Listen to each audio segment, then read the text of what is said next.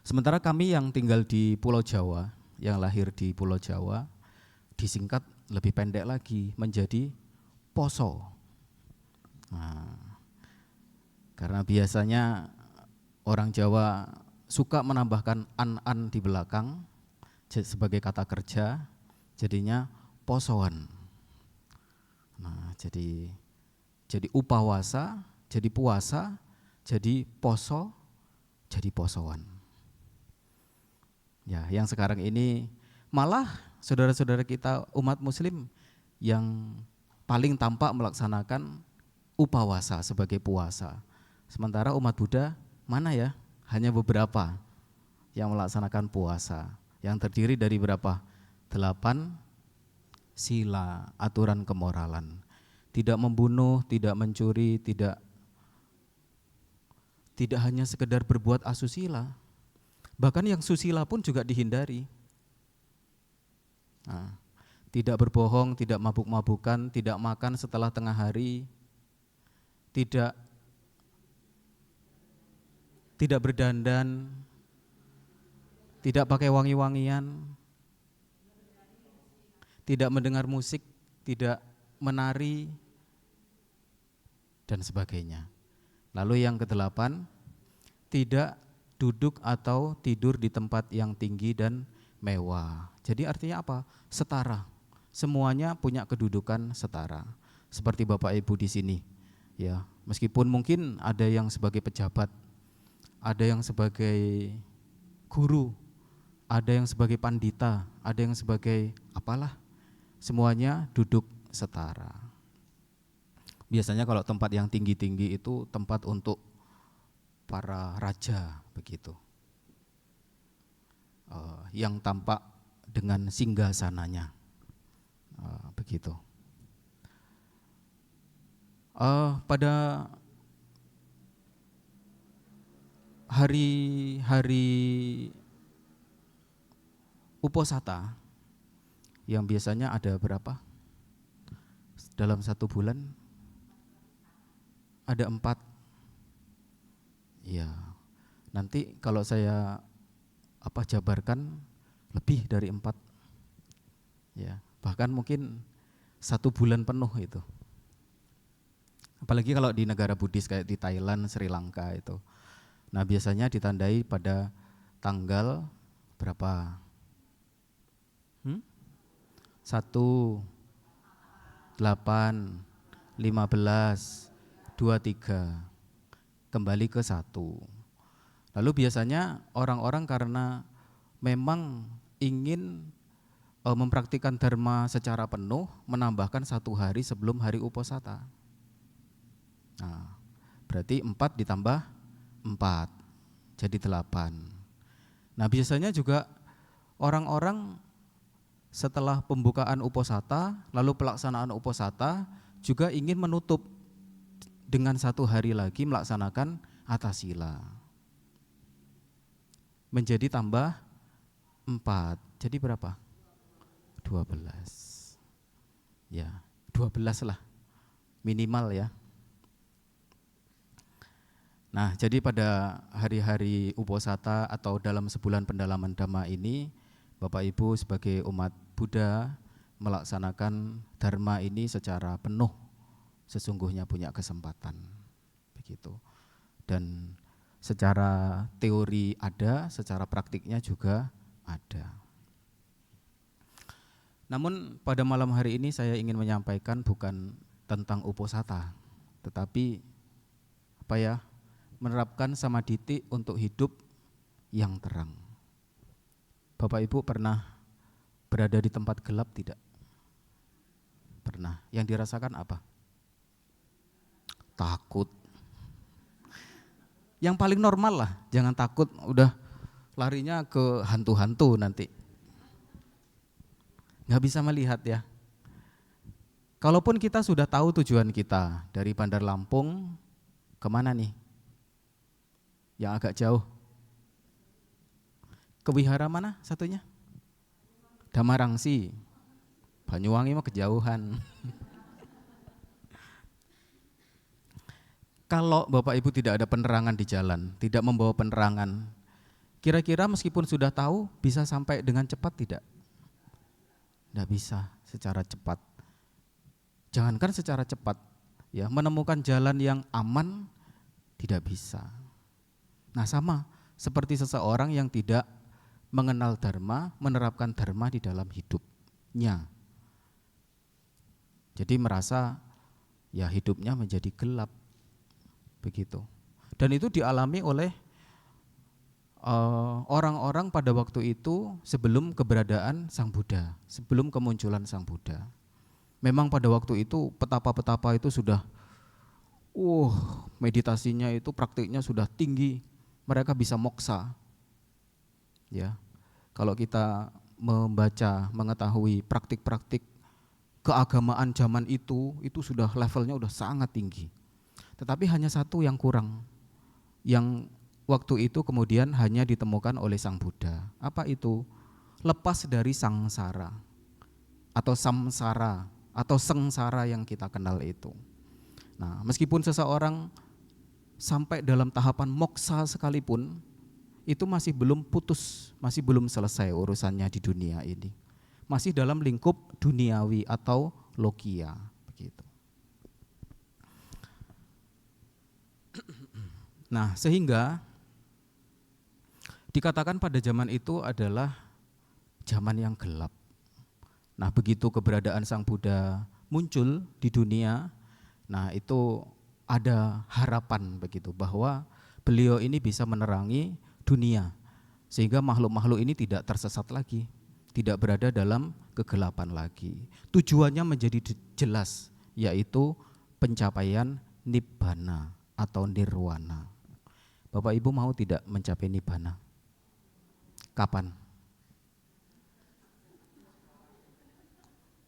Saya kasih tahu ya, nibbana itu dingin. Ya, tidak ada senang, tidak ada sedih. Ya. Maksudnya tidak larut dalam kesenangan, tidak larut dalam kesedihan. Mau tidak? Mau. Gimana muncul kesenangan di sana? Kalau kita tidak mendapatkan kesenangan, sedih juga tidak sedih, apa yang dicari, apa yang dirasakan? Justru itu Bapak Ibu. Kalau kita masih hanyut dalam kesedihan, masih hanyut dalam kesenangan, ya kita akan berputar-putar di situ saja. Urusan kita enggak akan beres-beres. Sangsara. Begitu.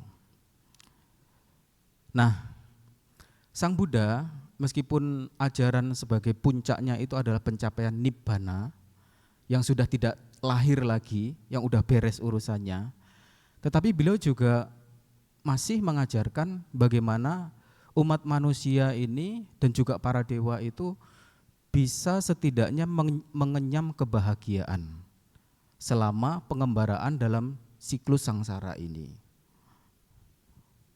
Suara saya bisa didengar dengan jelas ya? Ya. Yaitu apa? Yang umumnya umat manusia itu harapkan, ya, impi-impikan. Apa itu?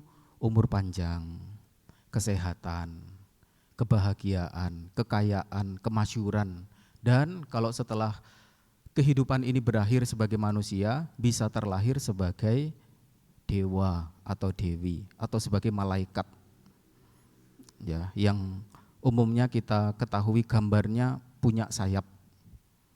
Nah, an angel, ya.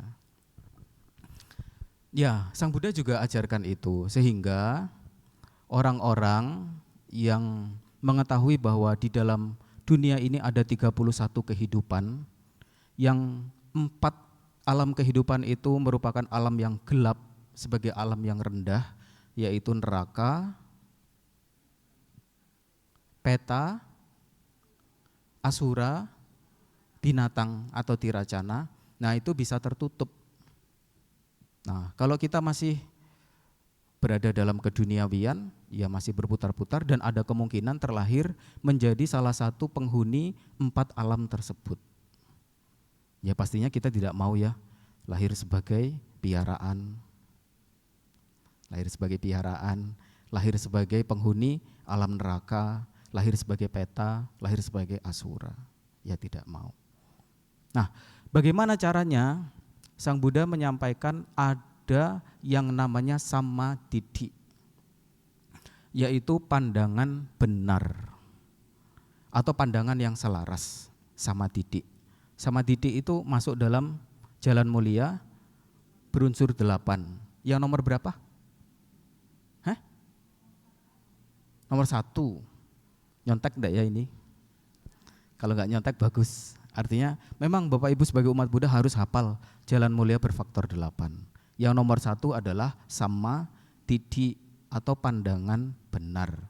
Nah, kalau Bapak Ibu kita semua mempunyai pandangan benar, arah tujuan kita sudah jelas. Sudah ada jalan terang di situ. Tujuannya sudah jelas begitu. Arahnya kemana? Yang jelas tidak mengarah pada 4 kelahiran alam rendah seperti yang disampaikan tadi. Enggak takut sudah lahir sebagai piaraan. Kalau bicara dengan piaraan, dulu di zaman Sang Buddha juga ada seorang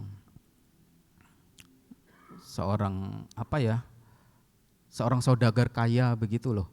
Seorang brahmana yang punya anak. Nah, anaknya ini memelihara seekor anjing, pernah dengar ya? Nah, anjingnya ini enggak seperti anjing, tapi seperti manusia begitu. Mungkin kalau zaman itu masih belum ada media sosial sekarang, kita membayangkan mana ada sih anjing seperti manusia kelakuannya. Tapi sekarang kita bisa lihat ya. Tapi yang bukan yang bukan AI loh ya. Yang bukan bikinan orang itu, tapi benar-benar ada hewan-hewan yang kecerdasannya itu tinggi begitu. Bisa diajak berbuat baik, bisa diajak sembahyang juga gini-gini. Nah, si anak tersebut memelihara anjingnya. Dan anjingnya ini rupanya di kehidupan lampaunya juga tidak punya keyakinan terhadap Sang Buddha. Sehingga ketika Sang Buddha pindah patah, para biku pindah patah membawa mangkok untuk mengumpulkan dana makan, anjing ini selalu menyala-nyala, ya, menggonggong-gonggong. Sampai Sang Buddha melintas jauh masih menggonggong-gonggong. Lalu suatu ketika si anjing ini biasanya memang duduk di teras rumah dengan pembantunya. Nah, disaksikan pembantunya, si anjing ini menyala-nyala lagi. Nah, kemudian Sang Buddha berhenti tepat di depan anjing tersebut. Lalu Sang Buddha ngomong, siapa yang ingat namanya ya? Todea. Todea, dari zaman dulu semasa kamu menjadi brahmana kaya sampai sekarang kamu tidak pernah ramah terhadap saya. Nah, si anjing ini ngerti rupanya, langsung diem, menundukkan kepalanya lalu pergi ke dalam rumah. Nah, kemudian setelah itu Sang Buddha berlalu pergi. Lantas si anak tadi pulang dari tempat kerja, menyaksikan anjingnya ini murung. Kok enggak seperti biasanya? Anjingnya ini biasanya menyapa begitu ya, dengan ekornya yang kobat-kabit begitu. Lalu dia heran, ditanya pembantunya, ini kenapa anjing saya? Biasanya ceria, sekarang murung. Oh Tuan, tadi ada petapa, yaitu petapa Gotama yang berbicara ke anjing ini. Apa yang dibicarakan? Wahai Todea, sejak kamu di masa kehidupan yang lampau sebagai saudagar, sebagai brahmana, sampai sekarang kamu tidak pernah ramah.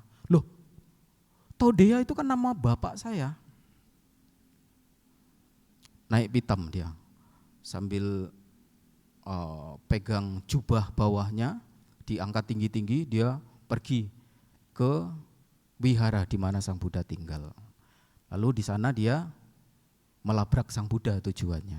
Apa yang petapa Gotama maksudkan? Saya mengatakan yang sebenarnya, bahwa itu adalah ayahmu dalam kehidupan yang lampau. Kenapa bisa terjadi seperti itu? Oh, karena perbuatan buruknya. Nah, selain itu, dia juga kikir, tidak pernah membagikan. Kamu tahu tidak, sekarang ini di mana harta kekayaan yang ayahmu simpan? Tidak tahu. Mau tahu tidak? Luluh dia. Yang tadinya mau marah-marah, dengar harta karun, jadi redam. Bagaimana Bante? Nah, kasih makan makanan kesukaan piaraanmu, kasih minum minuman kesukaan piaraanmu. Setelah dia kenyang, ngantuk-ngantuk, elus itu bagian belakang kepala. Lalu tanya, ayah, di mana ayah simpan harta karun keluarga? Nah, kemudian setelah itu dia berpamitan lalu pulang buru-buru. Tapi nanti jangan dipraktikkan ya Bapak Ibu. Belum tentu. Ini kasus khusus. Nah, sampai di rumah dia mencari piaraannya, dikasih makan yang enak-enak sesuai dengan kesukaannya, dikasih minuman yang enak sesuai kesukaannya, lalu dielus sambil ngantuk-ngantuk. Ayah, sampai hati dia manggil anjingnya ayah. Ayah, di mana engkau simpan harta warisan keluarga? Nah, si anjing ini tahu, kemudian dia pergi ke kamar tengah lalu garuk-garuk lantai. Oh, rupanya di situ, digali betulan. Ada Bapak Ibu. Tapi sekali lagi ya, jangan dipraktekkan di rumah. Ntar tersinggung. Ya, itu menjadi salah satu cerita yang menarik bahwa kehidupan itu tidak pasti. Selama kita masih belum meninggalkan perbuatan-perbuatan buruk, ya kelahiran-kelahiran di alam-alam sengsara itu nyata ada. Ya, apalagi kalau kita melihat zaman sekarang ini semuanya bisa dilihat dari media sosial. Nah, begitu kita bisa melihat, oh ada ya piaraan yang bisa begini begitu, yang mungkin kecerdasannya itu ya dalam perbuatan tertentu itu sama dengan manusia, begitu. Nah, Bapak Ibu sekalian, kalau kita ya sebagai umat Buddha, sebenarnya bukan umat Buddha saja. Kalau kita bicara dharma itu universal, jadi bisa dipelajari oleh siapapun, bisa dipraktikkan oleh siapapun, dan hasilnya juga pasti saat ini juga. Kalau kita memiliki 10 hal yang sudah disampaikan oleh Guru Agung sebagai samaditi atau cara pandang benar, pandangan benar itu, maka jalan kita menjadi terang sebagai apapun kita, sebagai umat Buddha atau sebagai umat agama lain. Apa itu? Yang pertama, seseorang mesti percaya dan yakin bahwa pemberian ada buahnya. Persembahan ada buahnya, sesajian ada buahnya. Ini maksud saya bukan berarti kalau kita memberi, kalau kita mempersembahkan, kalau kita membuat sajian harus ada buah ya. Harus ada buah jeruk, ada buah naga, buah tertentu. Bukan, tetapi ada akibatnya begitu loh. Akibat baik tentunya. Apa itu? Pemberian. Pemberian itu memberi. Apa yang kita punya, kita beri kepada orang lain. Entah itu butuh atau sebagai bentuk penghormatan begitu. Nah, biasanya dibedakan menjadi 3 macam ini karena seseorang memberi kepada siapa itu bentuknya menjadi lain istilahnya. Misalkan memberi kepada mereka yang kurang mampu, istilahnya pemberian, ya, memberi pakaian, memberi makanan, memberi minuman, nah itu memberi. Lalu yang kedua, tahap yang lebih meningkat lagi yaitu setelah pemberian ada buahnya, persembahan ada buahnya. Apa itu persembahan?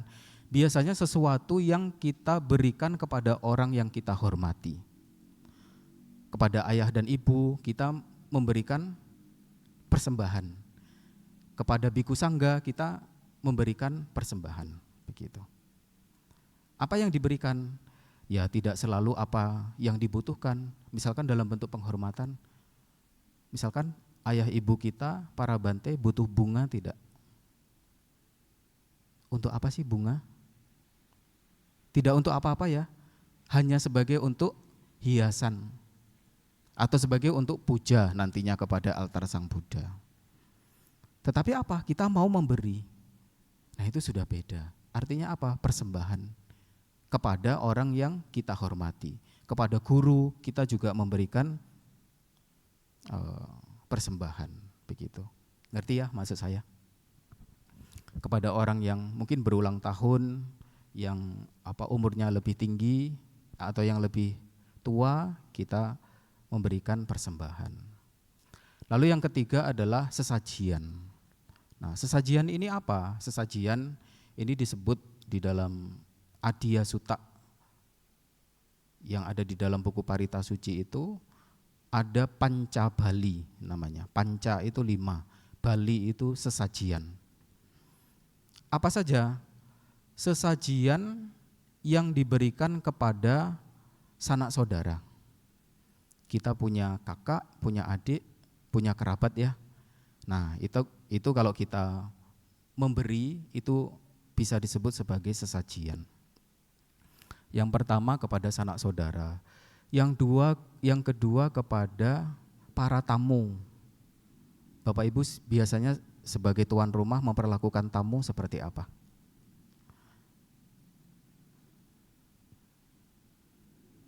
Bangkit berdiri, iya kan? Bangkit berdiri, lalu mempersilahkan masuk.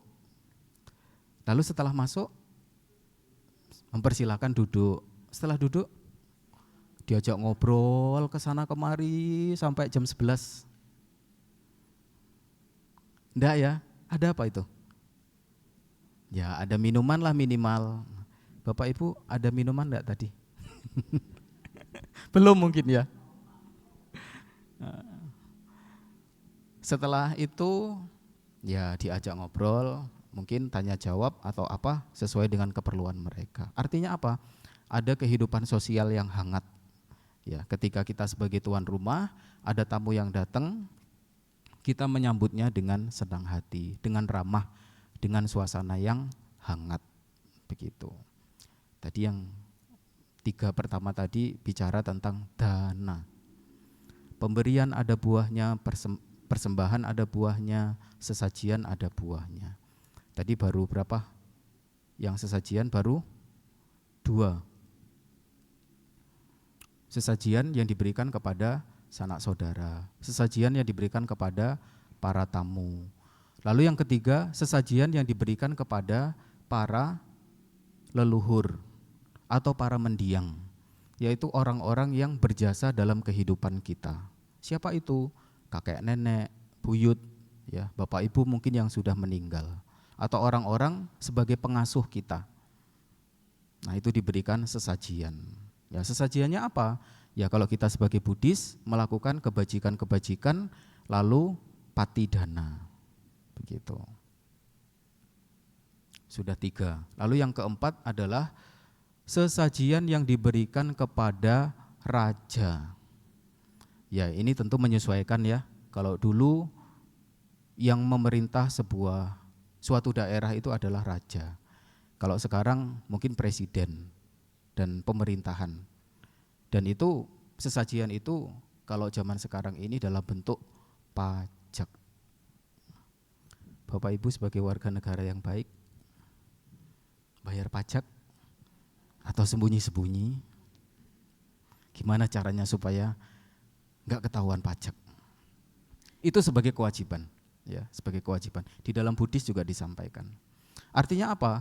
Karena pemerintahan itu mengatur ya, masyarakat supaya bisa berjalan dengan baik, aman.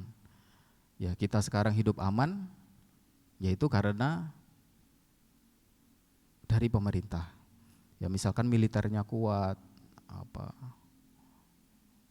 dan sebagainya, begitu. Artinya apa? Artinya kita mendapat perlindungan salah satunya dari pemerintah, sehingga supaya pemerintahan itu berjalan baik, masyarakat kita juga berjalan dengan aman, hidup dengan harmonis, mesti membayar pajak. Jalan-jalan baik dari pajak. Ya, fasilitas-fasilitas umum baik karena pajak. begitu. Lalu sebagai bali yang kelima adalah pemberian dalam bentuk sesajian kepada para dewa. Ya, kepada para dewa. Siapa itu dewa? Dewa adalah makhluk-makhluk yang menghuni alam surga. Nah, biasanya kalau secara tradisional, secara tradisi itu ada persembahan-persembahan atau sesajian dalam bentuk buah-buahan, ada dalam bentuk air atau wangi-wangian dan semacamnya itu. Nah, tapi umat Buddha biasanya kalau pergi ke rumah dewa maunya minta-minta, ya, bawa sekresek buah-buahan, mintanya panjang sekali. Minta ini, minta sehat, minta panjang umur, minta banyak rezeki, yang belum dapat jodoh minta jodoh, macam-macam. Dewanya juga muak kali. Setiap hari datang minta terus. Padahal sudah diajarkan semoga semua makhluk berbahagia. Tapi minta terus. Nah, alih-alih umat Buddha semestinya kalau pergi ke rumah dewa itu mencari tahu kira-kira perbuatan bajik apa yang diperbuat sehingga beliau ini lahir sebagai dewa. Begitu loh. Dewa-dewa itu juga makhluk-makhluk biasa kok. Hanya saja mereka itu ya dikatakan umurnya lebih panjang, satu hari di alam dewa. Nah, dewa yang Catu Maharajika ya, yang paling rendah itu 50 tahun di alam manusia ini. Panjang sekali umur mereka dan itu meningkat kelipatan-kelipatan sampai Nimanarati Paranimita Wasawati, surga begitu. Nah, semestinya umat Buddha cari tahu kira-kira kebajikan apa yang membuat beliau ini terlahir sebagai dewa, menikmati kebahagiaan alam surga di sana, menikmati keagungan ya dengan sinar yang gilang gemilang. Pernah tahu ya, pernah baca mungkin dalam Manggala Sutta itu, di mana Sang Buddha ketika beliau bermeditasi malam hari, ada dewa-dewa yang datang dengan cahaya gilang gemilang, yang biasanya cahaya tubuhnya itu menyinari seluruh hutan Jeta. Begitu. Tahu enggak kenapa dewa-dewa itu biasanya turun ke bumi malam hari?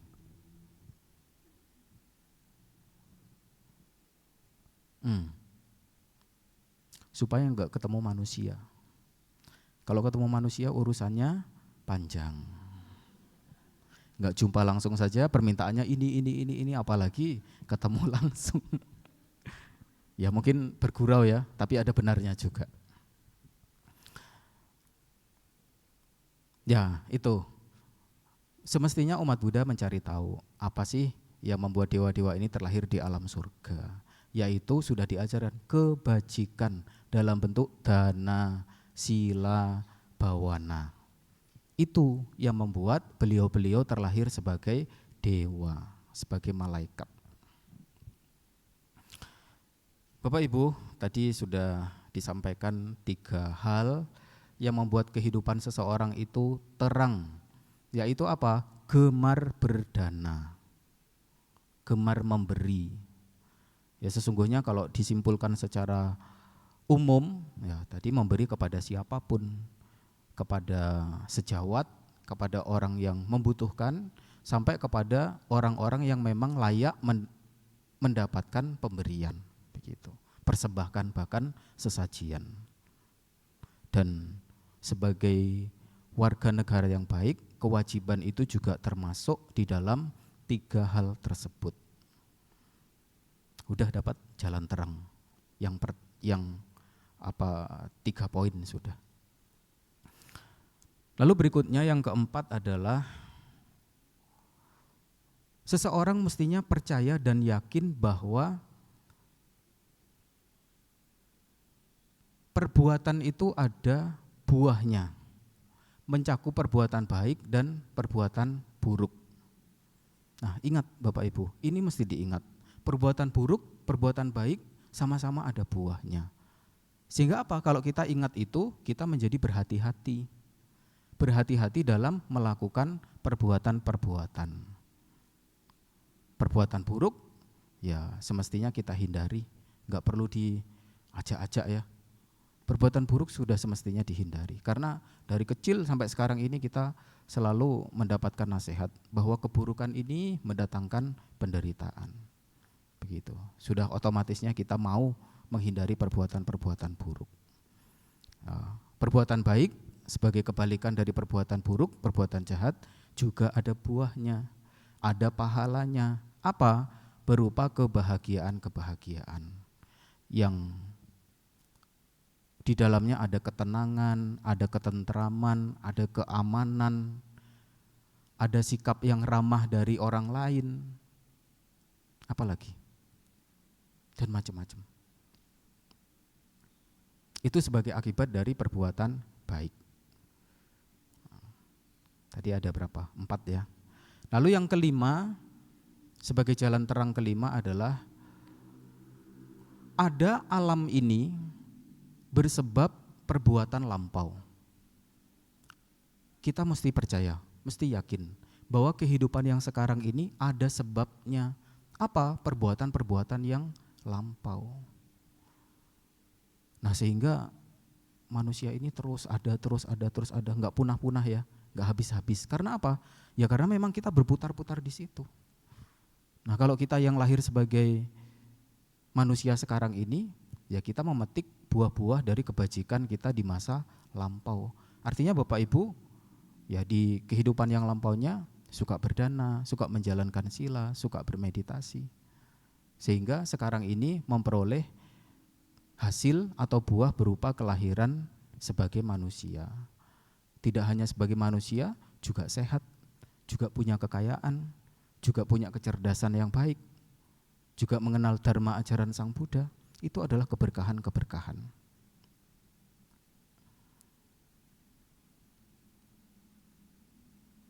Nah, lalu sebagai yang ke berapa tadi? 6.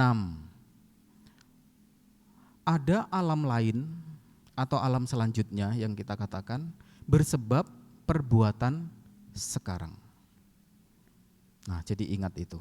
Perbuatan-perbuatan kita yang sekarang akan kita pertanggungjawabkan dalam kehidupan yang lain mendatang misalkan. Kalau lahir sebagai manusia, ya seperti apa nanti tergantung perbuatan kita saat ini.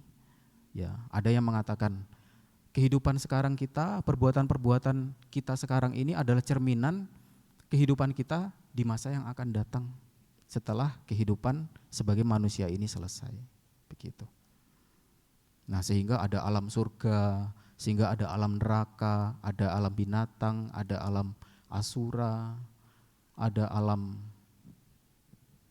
peta, ada alam Brahma, macam-macam. Ya, karena apa? Makhluk-makhluk yang lahir di sana masing-masing membawa perbuatan-perbuatannya. Ya, sehingga alam surga tidak hanya satu, tapi ada 6. 6 ini yang paling mendasar. Nah, selebihnya itu 31 dikurangi 4 berapa ya? 27 dikurangi alam manusia 26. Nah, ada tingkatan 26 alam yang di atasnya alam manusia. Nah, silahkan mulai sekarang sudah pilih kapling-kaplingnya. Karena masing-masing enggak sama Bapak Ibu, kecuali memang perbuatannya setara begitu ya, atau mungkin dalam berbuat baik setara, dalam menjalankan sila setara, ya nanti di dalam kehidupan mendatang di alam surga sana akan kumpul lagi, bertemu lagi begitu. Nah, supaya tidak jauh-jauh dan tidak lupa-lupa, saya ulang dari awal. Sebagai jalan terang yang diajarkan oleh Sang Buddha, pemberian ada buahnya, persembahan ada buahnya, sesajian ada buahnya. Ada buah dari perbuatan baik dan perbuatan buruk. Ada alam ini bersebab perbuatan lampau. Ada alam lain bersebab perbuatan sekarang. Berikutnya, ada buah kebajikan yang dilakukan terhadap ibu. Nah, ibu ini punya posisi lebih awal dari ayah. Kenapa ya? Ya, terserah ibu-ibu dah, silahkan. Ada buah perbuatan yang dilakukan terhadap ibu. Ini utama loh. Mata pitu, nah mata itu ibu. Pitu atau pita itu ayah. Mata pitu upatanang puta darasa sanggaho dan seterusnya. Ada buah perbuatan yang dilakukan terhadap ibu, ada buah perbuatan yang dilakukan terhadap ayah. Jadi sudah tidak ada alasan untuk kita tidak berbakti terhadap orang tua. Maaf ya, secerewet apapun orang tua, beliau itu jasanya tinggi sekali. Ya, dikatakan oleh Sang Buddha, bahkan kalau seorang putra ini mengangkat ayah ibunya ini sebagai penguasa wilayah, meletakkannya di bahu kanan dan bahu kiri, terus dibawa kemana-mana selama 100 tahun, jasa kebajikannya itu tidak akan terbalaskan. Karena apa? Jasanya itu luar biasa, besar sekali. Ya, sehingga mungkin dalam beberapa suta itu tidak dicantumkan ya, tidak dicantumkan ayah dan ibu, karena memang otomatisnya sudah bakti itu terhadap orang tua, yaitu ayah dan ibu. Lalu yang berapa? 8. Bikin kaget 7, nanti yang satu apa lagi nih saya ambil. Yang ke-8 adalah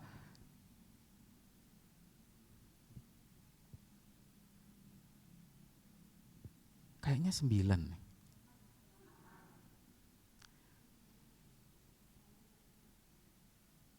Ibu, baru ayah.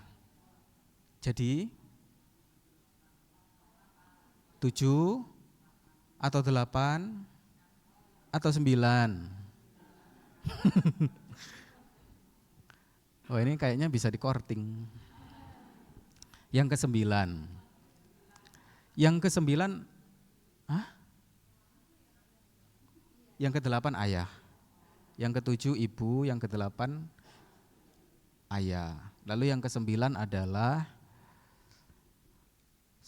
kita mesti yakin dan percaya bahwa ada makhluk-makhluk atau satwa-satwa yang lahir secara langsung atau spontan.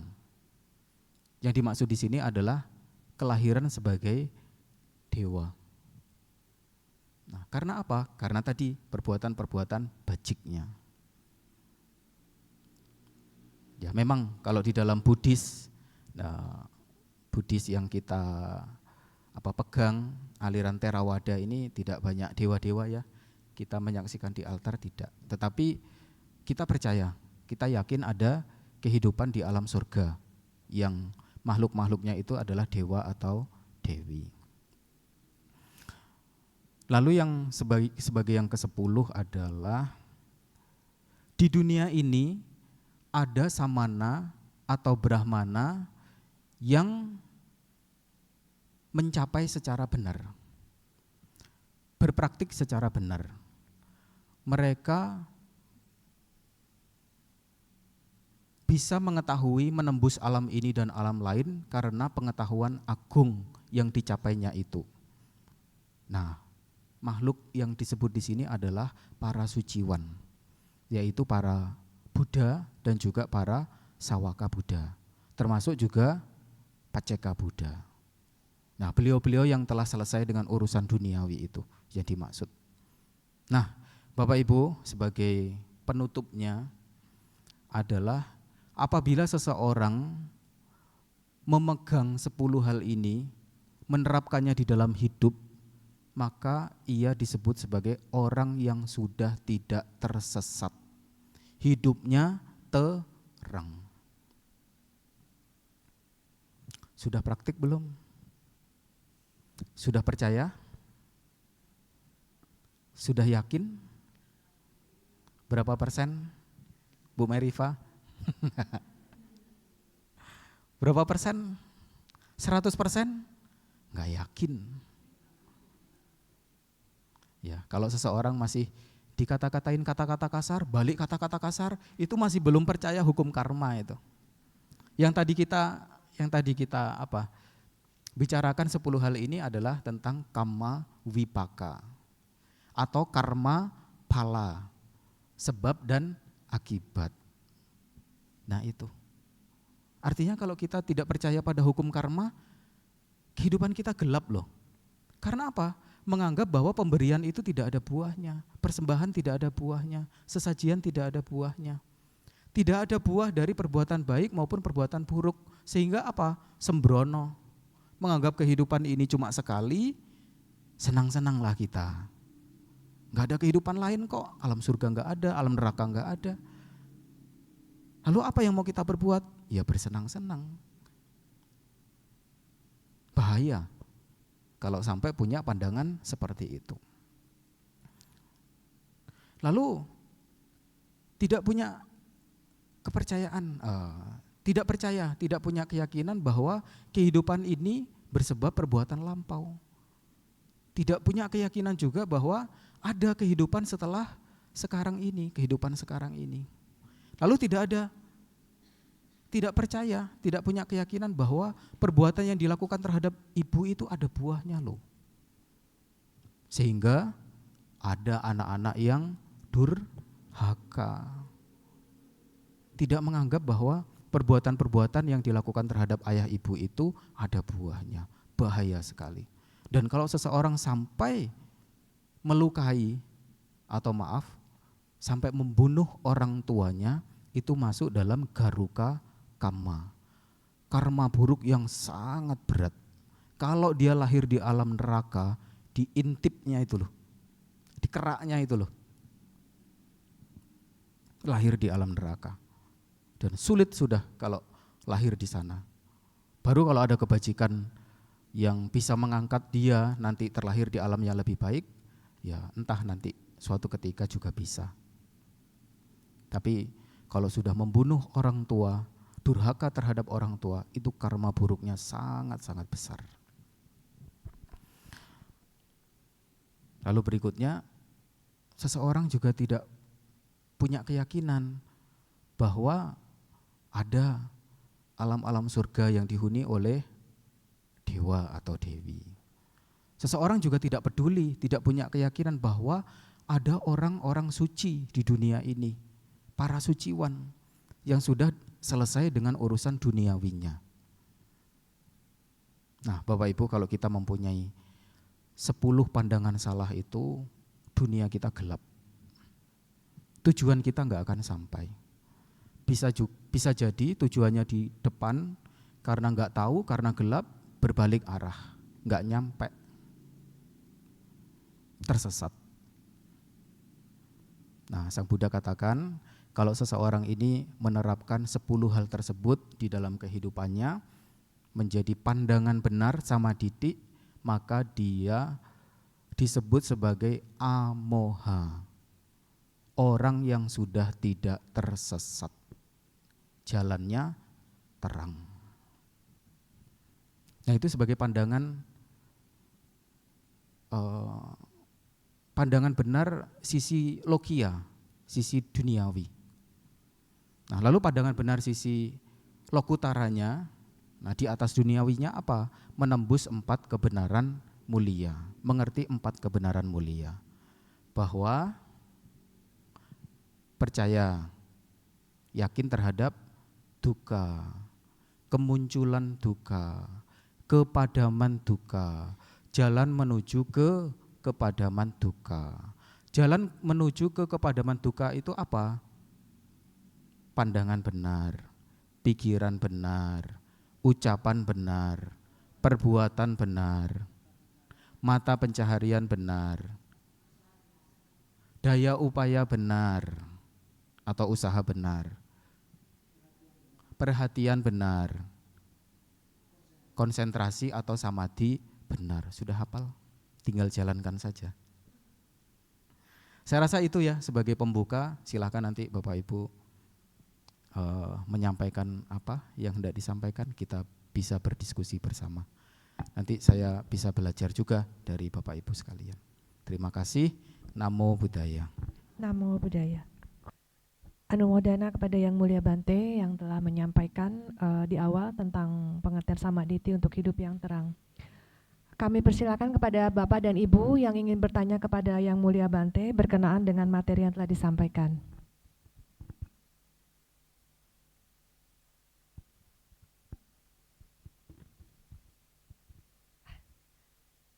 Kalau begitu Bante izinkan saya memulai mungkin untuk pertanyaan yang barusan disampaikan kepada Bante.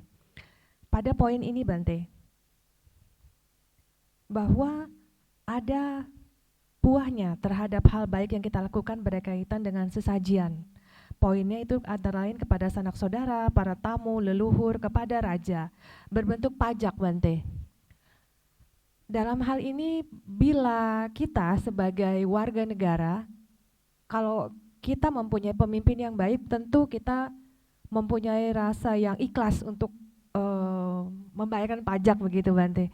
Nah, dalam kondisi kalau secara umum seorang pemimpin ini mempunyai pemerintahan yang kurang baik begitu Bante, bolehkah kita mengabaikan pembayaran pajak ini Bante? Demikian Bante.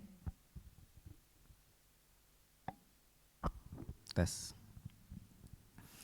Iya, memang terkadang ada muncul keraguan-raguan ya. Pajak saya ini tepat guna tidak? Ya, tepat guna tidak? Was-was, khawatir nanti dipakai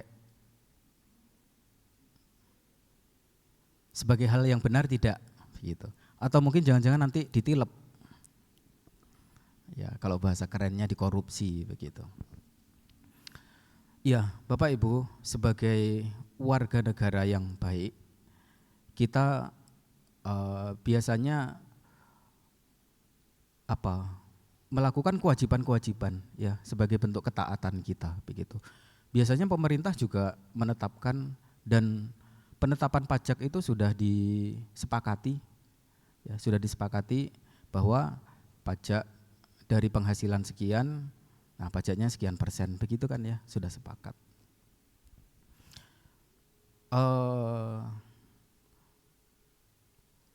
Untuk penggunaannya, nah sebenarnya ya kalau sudah masuk ke sana kita sudah tidak ada kewenangan lagi untuk otak-atik begitu. Tapi ada kok misalkan transparansi begitu. Kemudian ada lembaga-lembaga begitu yang namanya? Ya ada kok sebenarnya begitu. Ada KPK begitu. Lalu kalau di perusahaan itu juga ada audit, ada ya. Nah begitu. Apa tujuannya? Nah tujuannya supaya agar pajak yang telah terbayarkan itu bisa tepat guna begitu. Dan kalau kita mau berpikir secara luas begitu, kita bisa melihat yang sekarang kita alami itu apa begitu. Misalkan kalau tanpa pemerintahan yang baik, ya mungkin dalam salah satu hal itu tercela begitu. Tapi dalam hal yang lain baik. Misalkan kita hidup sekarang ini tidak mengalami ketakutan, tidak diteror, tidak dalam suasana perang, begitu ya.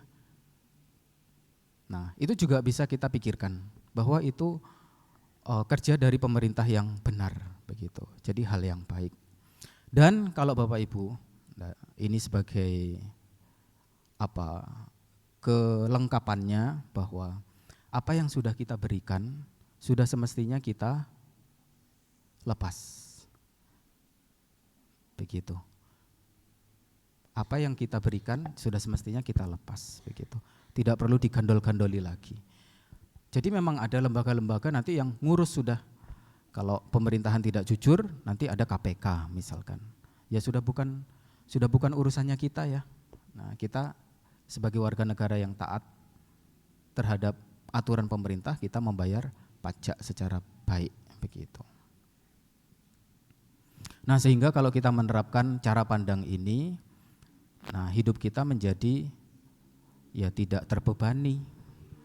Ya, kita sudah membayar pajak, ya mau tidak mau ya kalau kita memikirkan menggandoli begitu, ya hidup kita tidak akan pernah tentram. Ya, kita percayakan kepada hukum yang ada di mana negara tersebut berlangsung begitu. Ya mungkin tidak memuaskan ya jawabannya, tapi saya berusaha menjawab dengan senetral mungkin begitu. Dan kita sebagai warga yang taat terhadap hukum negara, nah kita bisa membayar pajak dengan ikhlas begitu. Ya sama seperti ketika kita memberi kepada seseorang yang orang tersebut kelihatannya butuh sekali.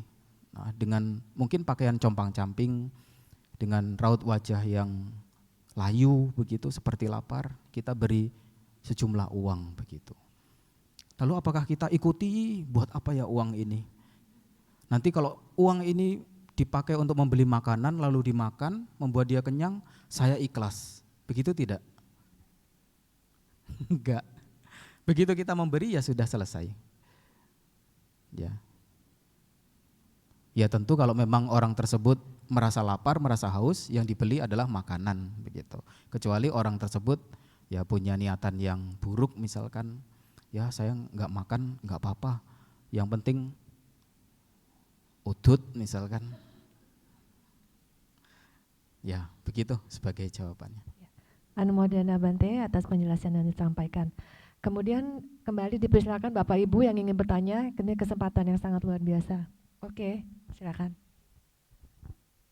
Ya, izin bertanya Bante. Tadi kan Bante bilang bahwa ada buah dari perbuatan pemberian ya Bante.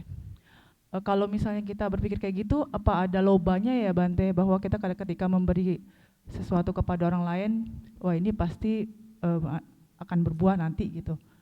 Itu ada loba nggak ya Bante di dalam kita? Terus saya mau nanya juga Bante, kalau kita berbuat kebajikan itu di dalam Buddhisme, baiknya itu kita lupakan apa yang telah kita perbuat atau kita harus ingat? Kan ada pepatah kalau kita berbuat baik jangan pernah diingat gitu Bante. Kalau di Buddhisme itu seperti apa ya baiknya Bante? Makasih. Ya.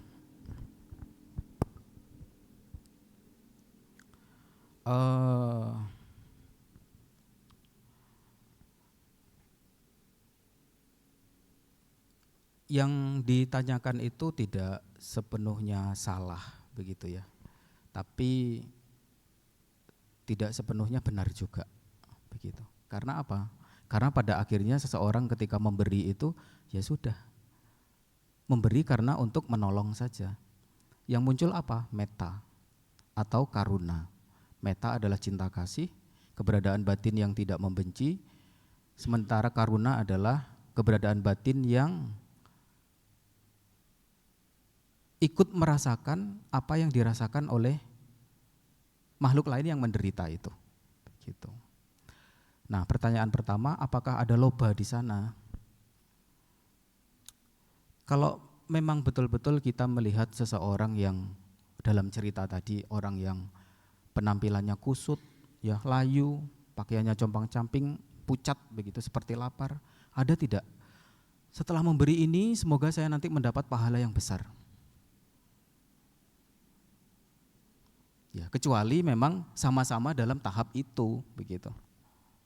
Tapi kalau misalkan seseorang yang untuk diberikan ada, niatan juga ada, pasti saya yakin keberadaan batin yang menyertai di dalamnya itu, ini loh makanan pemberian saya dipakai supaya kamu bebas dari penderitaan.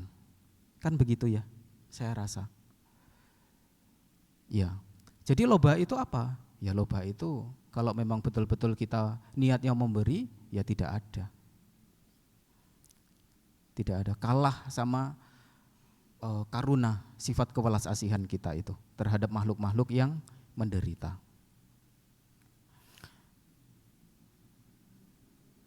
Nah, setelah memberi, apakah kita mesti melupakan atau mengingat-ingatnya?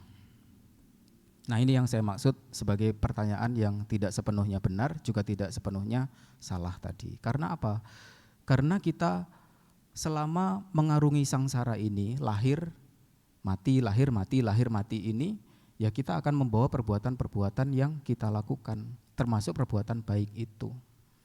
Sangat-sangat fair, sangat-sangat wajar ketika menginginkan sesuatu, kita memperolehnya dengan cara yang benar, dengan cara yang pantas. Apa yang dimaksud di sini? Kita menginginkan sesuatu, misalkan kebahagiaan, menginginkan ketenaran, menginginkan terlahir di alam surga. Lalu kita membuat sebabnya benar, yaitu memberi. Salah tidak? Tidak salah, sudah benar. Ya entah orang nanti sebutnya apa? Tidak ikhlas lah, ada embel-embelnya lah setelah memberi, ya itu terserah mereka. Ketika mereka mengucapkan itu, cuap-cuap itu, nah tanpa dia sadar, dia sedang melakukan perbuatan buruk lewat ucapan. Ya pikirannya kotor.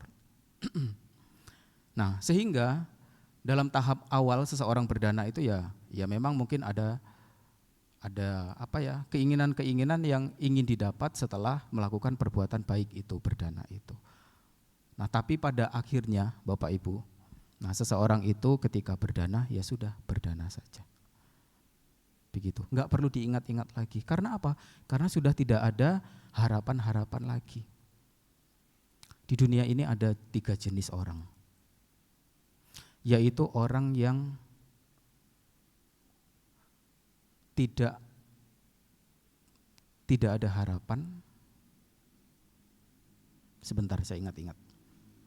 Kalau tidak salah. Ini direkam enggak ya? Nanti kalau direkam salah saya. Ada orang yang tidak ada harapan, ada orang yang berharap, ada orang yang sudah tidak berharap. Bisa membayangkan kemana ini? Ada orang yang tidak ada harapan. Artinya apa? Orang bodoh. Melakukan segala sesuatu ya sudah, suka-sukanya dia. Gak ada harapan ini, gak ada harapan nanti untuk maju, gak ada harapan untuk lebih meningkat taraf hidupnya, gak ada. Berbuat ya berbuat itu. Ya maaf dalam bahasa kasarnya, orang gila. Gak ada pikiran apa yang baik, yang mesti dilakukan apa, gak ada. Sehingga apa? Tidak ada harapan. Lalu yang kedua adalah orang yang berharap. Artinya apa? Nah ini diumpamakan seperti seorang pangeran. Kalau tadi orang gila, nah ini seorang pangeran. Pangeran ini ketika dia masih muda, usianya masih belum cukup, misalkan 16 atau 20 tahun, ketika melihat kerajaan tidak jauh darinya, ada pangeran yang diangkat sebagai raja, mengenakan pakaian kebesarannya, jubah kebesarannya, memakai mahkota, dihormati banyak orang, semua masyarakat melihat ke dia. Kira-kira apa yang muncul di dalam pikiran pangeran tersebut? Berharap ya, kapan ya saya menjadi raja, dinobatkan sebagai raja dan menjadi pemimpin di wilayahku ini. Artinya apa? Ini disamakan seperti orang-orang ya seperti kita ini. Ketika berbuat baik masih ada harapan. Apa harapannya? Harapannya ya seperti umumnya hal-hal duniawi wajar. Nah, sampai pada akhirnya berharap mencapai nibbana. Itu juga masih ada harapan. Lalu yang ketiga ini adalah raja. Sebagai perumpamaannya, seorang raja ketika sudah lama berkuasa 20 tahun, 30 tahun, 40 tahun, lalu rambutnya sudah putih. Lalu dia sebagai seorang raja yang baik, dikenal baik oleh rakyatnya, dicintai oleh rakyatnya. Lalu melihat ada seorang pangeran yang dinobatkan sebagai raja, yang memakai jubah kebesarannya, duduk di atas singgasana, lalu memakai mahkota. Kira-kira masih ada keinginan tidak pada diri raja tersebut. Aku ingin seperti dia. Enggak ada lagi. Karena apa? Sudah lewat. Nah itu sama seperti seseorang yang telah mencapai kesucian batin, yang sudah tidak ada harap, yang sudah tidak berharap. Nah sebagai orang yang sudah terpisah dari hal-hal duniawi, urusan duniawinya sudah beres. Contohnya siapa? Sang Buddha dan juga para Sawaka Buddha, para siswa. Beliau-beliau yang telah mencapai kesucian, ya sebagai 8 jenis makhluk suci. Sotapati Maga, Sotapati Pala, Sakadagami Maga, Sakadagami Pala, Anagami Maga, Anagami Pala, Arahata Maga, Arahata Pala. Dan beliau yang dimaksud di sini sebagai orang yang sudah tidak berharap adalah Arahata Pala, yang sudah mencapai Nibbana. Tapi apakah cinta kasihnya, welas asihnya habis? Masih. Buktinya Sang Buddha setelah mencapai Nibbana, mencapai penerangan sempurna sebagai yang maha suci, beliau masih mau berbagi. Tapi berbaginya beda dengan kita-kita yang masih awam. Kalau orang awam berbaginya apa? Berbaginya makanan atau benda-benda duniawi. Tapi Sang Buddha sudah levelnya sudah lebih dari itu. Apa yang beliau berikan? Dharma. Dharma ini loh sebagai penerang. Ini loh yang membuat saya mencapai Nibbana. Sekarang silahkan diterima dan dijalankan. Sang Buddha sebagai penunjuk jalan. Praktiknya, pencapaiannya masing-masing. Begitu. Pada tahap awal seseorang masih berharap, tapi sampai tahap puncak nanti seseorang sudah tidak berharap. Begitu.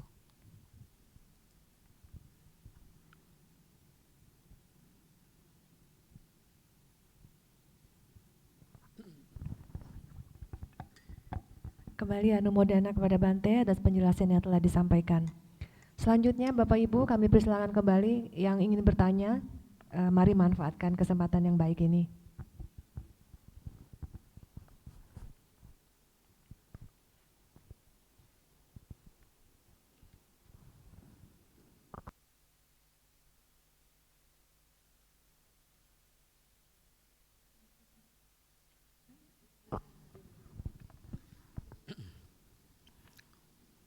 Ya, kalau sudah, ya, oh ya silakan. Pakai mic-nya mungkin, tidak sampai.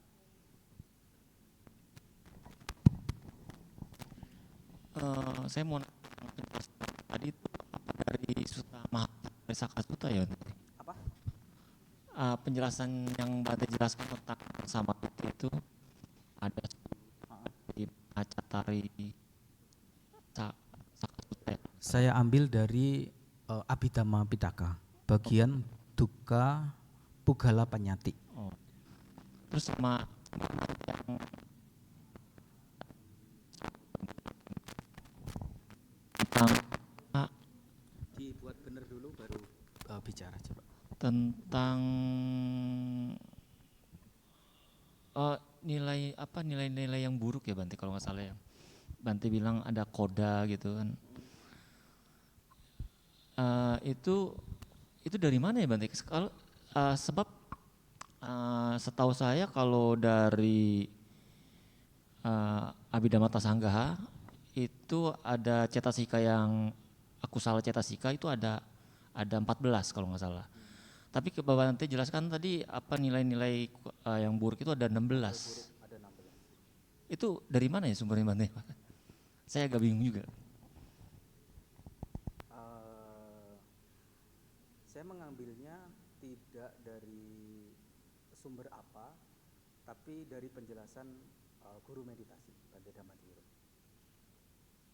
Dan sebenarnya jadi PR juga, semestinya saya tahu sumbernya dari mana. Tapi lewat beliau saya yakin bahwa itu ada sumbernya di kitab.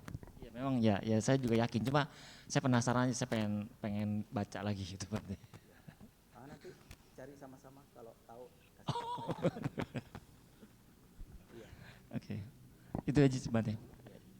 Makasih Bante.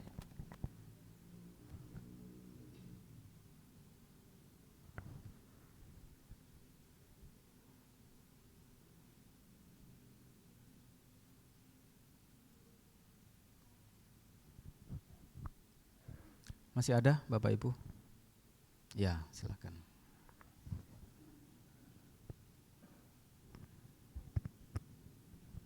Izin tanya Bante, perbedaan sama diti dan diti jukama? Di 7 kama itu kalau kita merunut ada di dalam 10 perbuatan yang memunculkan jasa, begitu ya. Dasa punya kirya waduk. Betul apa salah? Betul ya. Nah, di 7 kama. Iya, sebenarnya arahnya sama. Karena di 7 kama punya, maya punya itu adalah jenis perbuatan baik yang menunjukkan apa itu kebenaran. Begitu. Ya, tentunya perbuatan. Dari cara pandang sebagai awalan, begitu. Kalau cara pandangnya benar, perbuatannya ya benar. Kalau cara pandangnya salah, perbuatannya ya salah, begitu. Ya,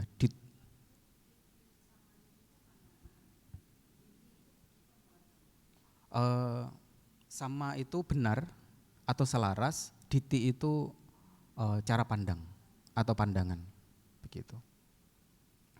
Jadi kalau sama diti itu lebih mengarahkan pada cara pandang yang benar, yaitu apa? Di 7 kama itu apa? Mengarahkan seseorang punya cara pandang yang benar, supaya perbuatannya benar dan ucapannya benar dan seterusnya, begitu. Sebagai kelanjutannya nanti jalan mulia berfaktor 8, yang 7 berikutnya itu, begitu. Ya, secara berentet begitu. Dimulai dari pandangan benar. Kalau pandangan benar, nanti pikirannya benar, ucapannya benar, perbuatannya benar, mata pencahariannya benar, daya upayanya benar, satinya benar, dan konsentrasinya atau samadhinya benar. Kalau tidak ada pandangan benar, pandangannya salah, ya kebalikannya tadi. Coba apa? Karena pandangan salah, kedua, pikirannya salah. Terus ucapannya salah, perbuatannya salah, mata pencahariannya salah, daya upayanya salah, satinya salah, dan konsentrasi atau samadhinya salah. Kemana arahnya? Ya, kebalikan dari terang tadi, jadinya arahnya ke gelap, begitu.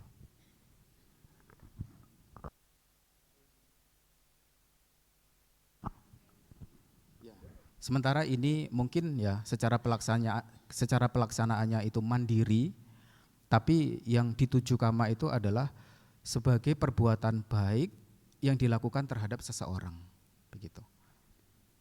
Jadi ini arahnya ke sendiri sama titik, tapi yang di 7 kama itu disampaikan kepada seseorang.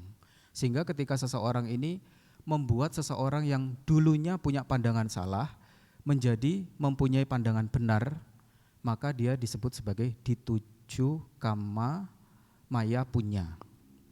Jasa kebajikan yang muncul dari menunjukkan cara pandang yang benar terhadap seseorang. Begitu. Ya.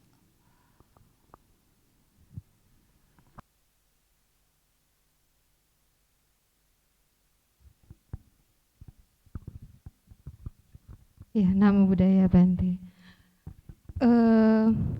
Saya mau bertanya tadi menyambung pertanyaan Saudari Rosita.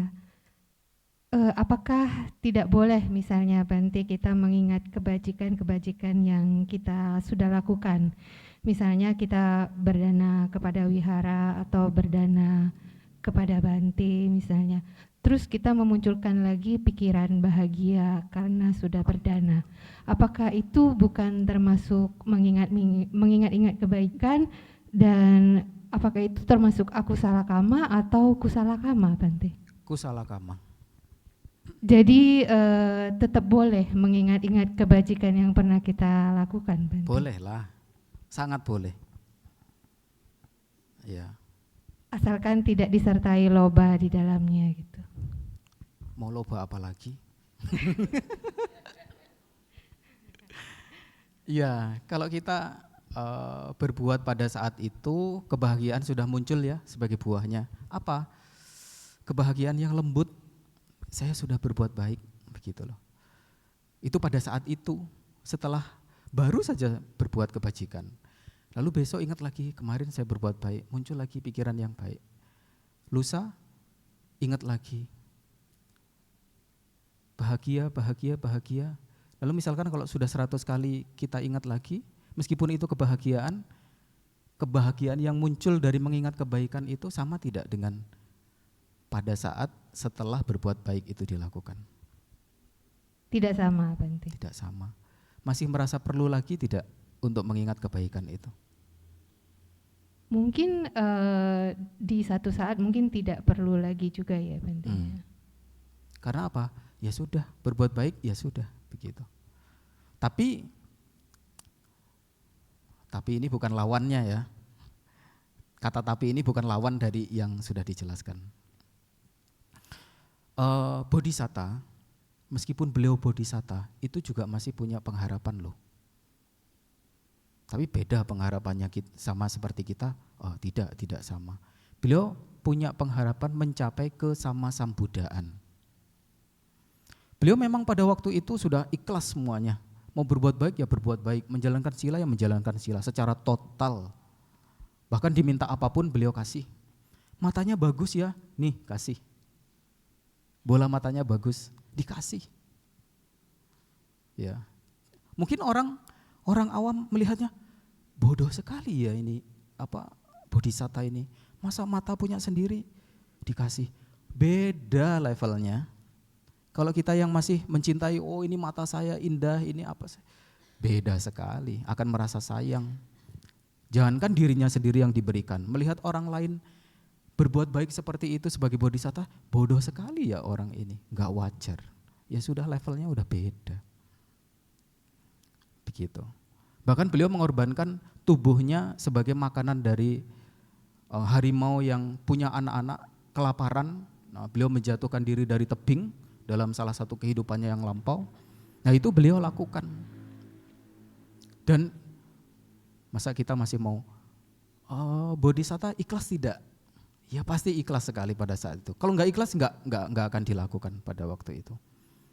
Nah, semua setelah ikhlas itu, nah suatu ketika beliau sesaat sebelum pencapaian penerangan sempurna itu diganggu oleh Mara beserta pasukannya itu yang menaiki gajah Grimekalaya dengan senjata yang tajam luar biasa banyak, pasukannya banyak.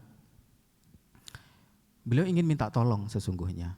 Tapi minta tolong ke siapa? Ke ayah, ke ibu? Enggak ada di sampingnya. Ke para dewa, mereka para dewa-dewa yang tadinya mendekat udah pergi ketakutan. Lalu mau minta tolong ke siapa saya ini? Lalu beliau ingat, oh sepanjang kehidupan saya sebagai bodhisatta, saya melakukan perbuatan-perbuatan baik, yaitu dalam bentuk dana terutama. Dan setelah berbuat baik itu saya menuang air di bumi pertiwi. Ya. Pertiwi ini bahasa Indonesia.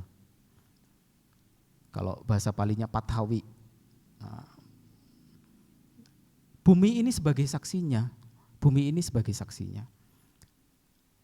Dan setelah beliau ingat bahwa beliau mempunyai jasa-jasa kebajikan yang dilakukan sepanjang kehidupannya sebagai bodhisatta, beliau memanggil kebajikannya itu dengan menyentuh bumi. Nah, ini seperti Rupang Sang Buddha ini menunjuk bumi, sebenarnya itu menyentuh bumi, menyentuh tanah begitu. Bumi ini loh sebagai saksinya bahwa saya memiliki jasa kebajikan yang banyak dalam bentuk dana. Sekarang tunjukkan jasa kebajikan itu sebagai bentuk pertolongan terhadap saya. Nah, kemudian digambarkan bumi itu kemudian berputar, ya, berputar di sana itu, berputar. Lalu yang diwujudkan sebagai Dewi Pertiwi, Ibu Pertiwi yang pakai sanggul, kemudian sanggulnya dibuka, lalu semua air yang tertampung sebagai saksi perbuatan-perbuatan bajik yang dilakukan bodhisatta itu menjadi air bah yang sangat besar, menjadi tsunami, dan menghanyutkan semua pasukan Mara beserta bala tentaranya itu.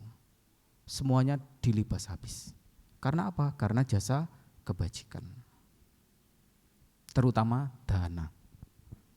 Yaitu sesungguhnya kalaupun kita lupa dengan jasa-jasa kebajikan yang pernah kita lakukan, ada kok yang mengingat, setidaknya ada Ibu Bumi, Ibu Pertiwi yang mengingat itu. Dan ceritanya itu ada, ya, sebagai kelengkapan dari cerita riwayat hidup Buddha Gautama. Ya, terima kasih Bante. Ya, ya. Dalam tahapan praktik dharma kita itu kalau kita perhatikan pasti mengalami perubahan kok, peningkatan seperti itu. Yang awalnya mungkin kalau kita bertemu dengan seseorang yang menarik begitu ya, kita excited begitu, sangat-sangat senang atau apa. Tapi bertemu yang kedua kalinya, ketiga kalinya, keempat kalinya, apalagi sudah menjadi pasangan, bertemu, lu lagi. Jadi biasa saja begitu. Perbuatan baik juga begitu. Awalnya kita, permohonan kita banyak sekali, berderet-deret begini-begini. Setelah berbuat baik, permohonannya banyak lagi. Kalau Bapak Ibu sampai sekarang ini setelah berbuat baik permohonannya masih banyak, itu masih jalan di tempat sesungguhnya. Ya, begitu. Nah, lama-lama kalau batin kita maju begitu ya, kita bisa merasakan sendiri. Enggak usah menuntut penilaian orang lain apakah saya ini sudah dermawan atau belum. Periksa sendiri dengan kejujuran hati. Apakah kebaikan yang saya lakukan ini sudah ikhlas atau belum, begitu. Kalau belum, sudah mulai belajar. Ini sudah umur berapa ya saya ini? Masa permintaannya masih sama kayak anak TK misalkan. Belajar saja ada peningkatannya, masa berbuat baik tidak, begitu. Jadi dengan kejujuran hati melihat kira-kira keberadaan batin yang seperti apa yang muncul ketika kita mau melakukan perbuatan baik, gitu.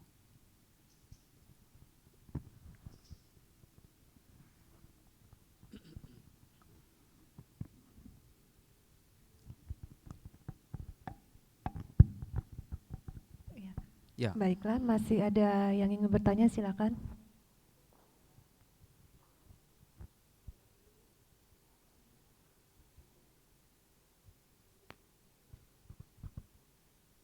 Bante, saya mau nanya, katanya kalau berbuat baik itu harus ikhlas ya.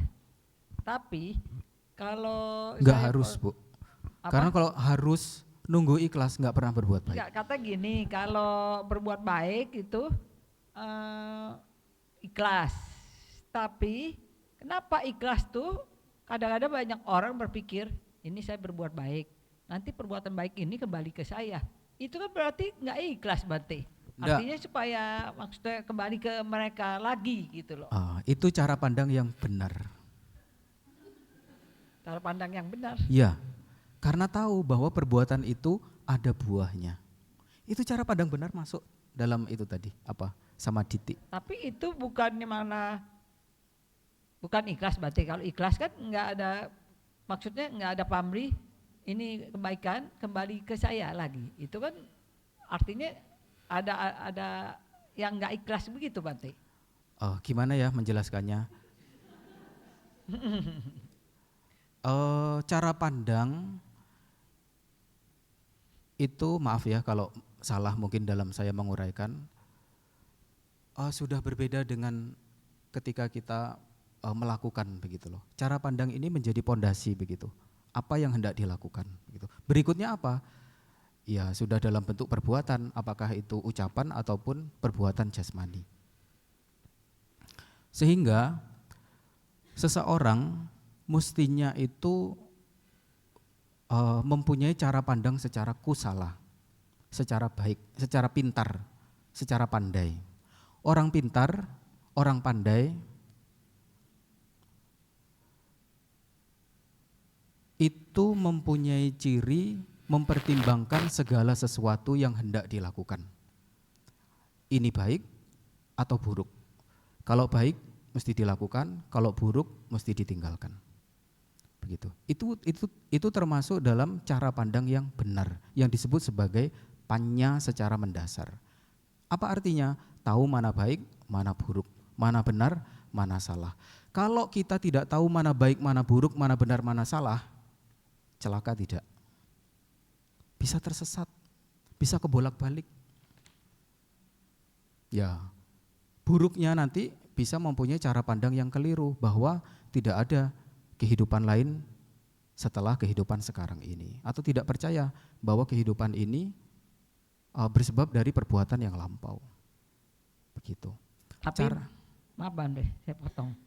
Ada yang bilang sama saya, kamu berbuat baik, kamu mengharapkan kan itu kembali ke kamu. Itu berarti kamu nggak tulus dong. Saya dibilang Loh. gitu. Berarti kamu mau kembali ke kamu Beda tuh, harus Bu. dibilang tulus. Loh, itu Kalau tadi kembali kan ke kamu lagi, kamu nggak tulus katanya. itu setelah berbuat baik kan minta, baru tidak ikhlas namanya. Tapi kalau kita tahu ada seseorang yang membutuhkan, atau meskipun dia tidak membutuhkan tapi sebagai bentuk rasa hormat kita terhadap beliau, kita memberi. Tahu bahwa itu adalah perbuatan baik, lalu kita tidak mengharap. Itu cara pandang yang benar. Kecuali memang dari awalnya kita sudah ingin meminta begitu loh. Saya mau berbuat baik supaya saya dapat ini, dapat itu, dapat itu, dapat itu. Ya itu namanya tidak ikhlas. Begitu. Tidak rela. Orang Jawa bilangnya enggak lilo. Oh, ya. Nah, lilo. Makasih Bante. Masih ada ganjalan enggak? Boleh diungkap sampai Ya kemarin puas. saya ada yang pernah berdebat sama saya begitu. Terus langsung saya pikir iya juga ya. Memang kalau kalau setiap orang berbuat baik kan pasti dia mengharapkan, bukan saya aja sih, pasti dia mengharapkan kebaikan itu. Enggak pasti. Ada orang yang tidak ada harapan, ada orang yang berharap, ada orang yang tidak berharap. Tidak ada harapan, ada harapan dan tidak berharap. Itu loh. Tapi lawan bicara saya bilang gini, kamu berbuat baik itu maksudnya mau masuk surga kan? Oh, Apa berarti dia itu? yang menilai itu. Dia bilang gitu, apa maksudnya kamu untuk berbuat baik mau masuk surga kalau nggak ada pamrih di kepala kamu itu? Tapi saya nggak bisa bicara ya, saya nggak jawab aja, diam aja. Ya, harus dikasih tahu, harus ikut dhamma kelas ini. Karena apa? Karena orang yang menginginkan sesuatu itu lalu melakukan apa? Sebab yang benar itu adalah wajar. Umumnya orang di dunia ini begitu kok. Ya, orang tahu alam surga itu menyenangkan. Lalu bagaimana ya caranya saya supaya bisa masuk surga? Lalu melakukan berdana, menjalankan sila, bermeditasi. Bukannya ini apa wajar?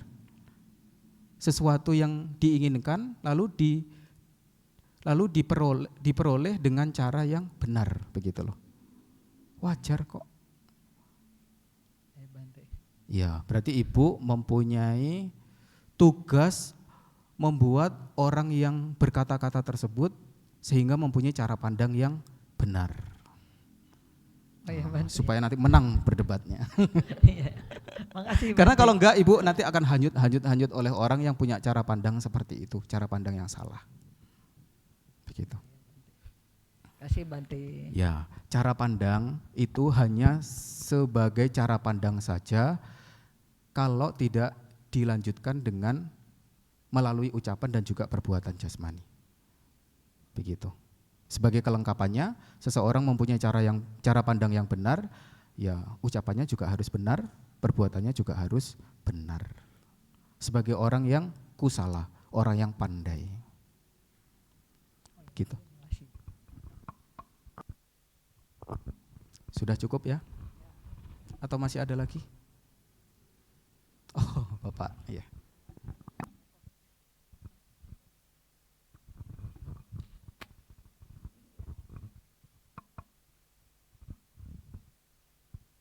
Iya Bapak Ibu sekalian, ini ada sahabat saya yang ingin memberikan semangat untuk ikut bertanya juga, supaya kenal mungkin sekaligus Bapak ini biar ikut memperkenalkan diri dan ingin bertanya juga kepada Bante. Ya, monggo Pak. Wah, kalau saya langsung menolak boleh enggak ya Pak? Takut enggak bisa jawab. Beliau senior sekali. Selamat malam Bante. Ini saya Hudari bersama kawan-kawan dari komunitas Muslim Ahmadiyah. Ya, saya tadi mendengar Bante menyebut kata-kata dewa dan malaikat ya Bante ya. Ya. Kalau pengetahuan umum kita kan ada tumbuhan, ada hewan, ada manusia gitu ya. Pengetahuan umum ya. Nah, dalam agama Islam memang ada istilah malaikat itu ya. Nah, yang ingin saya dapat ya mungkin diantara sebab menghadiri dhamma kelas kan supaya dapat pengetahuan yang benar. Nah, jadi pertanyaan saya itu tentang dewa itu sebetulnya di mana ininya? Kan kalau kita hanya tahu ada tumbuhan, hewan, manusia begitu ya. Tapi ada istilah dewa begitu ya. Nah, apakah dewa itu di luar ketiga ini ya? Jadi apakah dewa itu bukan bagian dari yang tumbuhan, hewan, dan manusia gitu. Ya mungkin pertanyaan saya sendiri bisa saja tidak tepat, tapi mungkin nanti penjelasan Bante itu ya saya jadi paham bahwa ada istilah dewa yang mungkin bukan bagian dari yang tiga ini ya, atau hal yang lain gitu ya. Mohon penjelasannya Bante. Baik Bapak, terima kasih. Pertanyaan yang sulit. Saya akan menjawab sebisanya. Di dalam Buddhis dikenal ada 31 alam kehidupan. Dan yang dimaksud di situ adalah makhluk-makhluk hidup. Sementara tumbuhan itu tidak termasuk di dalam makhluk-makhluk yang disebutkan dalam alam kehidupan yang berjumlah 31 itu. Sementara binatang itu masuk di dalamnya. Nah, sebagai salah satu dari 4 alam menderita atau 4 apaya. Kalau tumbuhan itu sebagai bagian dari makhluk hidup ya yang mungkin dalam tanda kutip tidak punya kesadaran, meskipun ada tumbuhan-tumbuhan yang punya kesadaran ya, barangkali sepertinya begitu. Seperti apa ya? Ada jenis rumput tertentu yang bentuknya ulir begitu. Yang ulir ketika dia sudah kering, buahnya ini jatuh ke tanah, lalu dia ketika ada hujan dia putar seperti mata bor begitu. Putar sampai nancep ke tanah begitu. Lalu ada Putri Malu. Nah itu punya kesadaran enggak ya? Tapi bukan. Putri Malu itu kalau kita sentuh dia akan bereaksi begitu. Saya nggak tahu ada kesadaran atau tidak, tapi yang termasuk dalam 31 alam kehidupan itu adalah salah satunya tadi yang Bapak sebut adalah binatang, kemudian manusia dan juga dewa. Dewa pun juga dibagi menjadi berapa tadi? 6. Nah, 6 selebihnya, 7 selebihnya dan seterusnya itu sampai urutan ke-31 paling atas itu nama makhluknya sudah beda lagi, yaitu alam Brahma.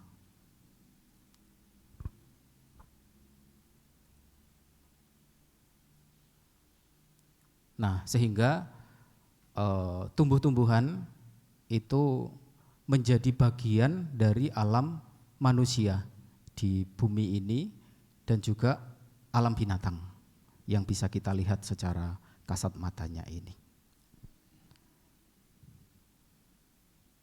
Begitu saya rasa, nggak bisa menjabarkan lagi saya. Iya. Nanti saya ikut belajar lagi. Terima kasih Bante. Saya kenal baik dengan Bante Damasubu. Saya dengar dari Romo Thomas, Bapak juga kenal beliau. Jadi bisa berdiskusi. Nanti saya sekalian titip pertanyaan. Iya Bante, terima kasih. Ya, baik.